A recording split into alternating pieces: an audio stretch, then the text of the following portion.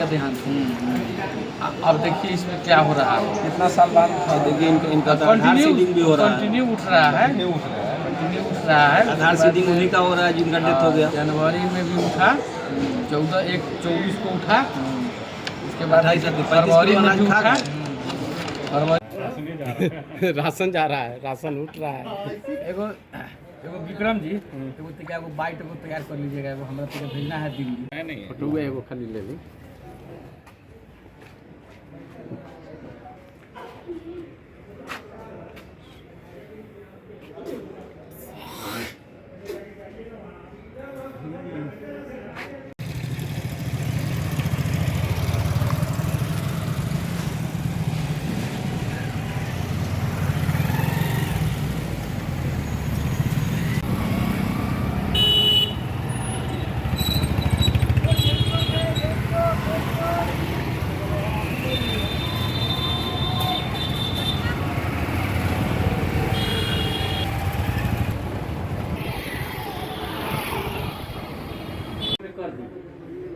अब डीलर कह रहा है कि नहीं, वो जो आप मुक्ति धाम में जो आप जिनको जलाए हैं वो आपके बाबूजी नहीं थे, आपके बाबूजी जिंदा है जो हमारे यहाँ हर एक महीने महीने आते हैं।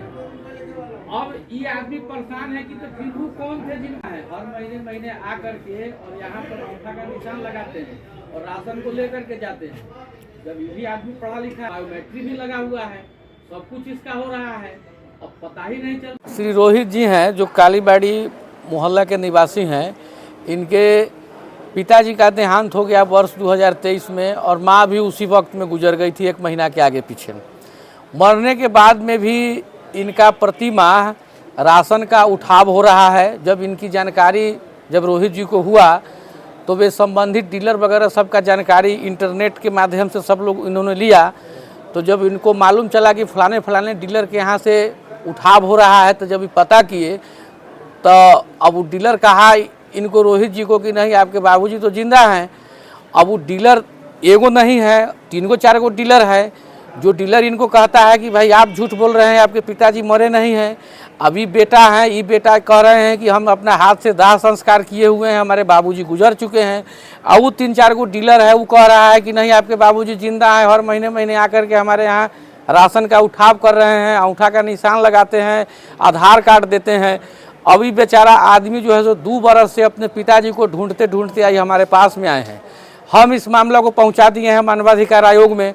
तो हमने 2 पिटीशन अपील दायर किया है, एक राष्ट्रीय मानवाधिकार आयोग में और एक बिहार स्टेट मानवाधिकार आयोग में, कि भाई इसमें माननीय आयोग इसकी उच्च स्तरीय जांच कराएं कि जिस आदमी की मृत्यु 2023 में हो चुका है वह आदमी अपना राशन उठा रहा है। सबसे बड़ी ताज्जुब की बात है कि वह आदमी अपना आधार कार्ड लेकर के आ रहे हैं, अंगूठा का निशान भी लगा रहा है।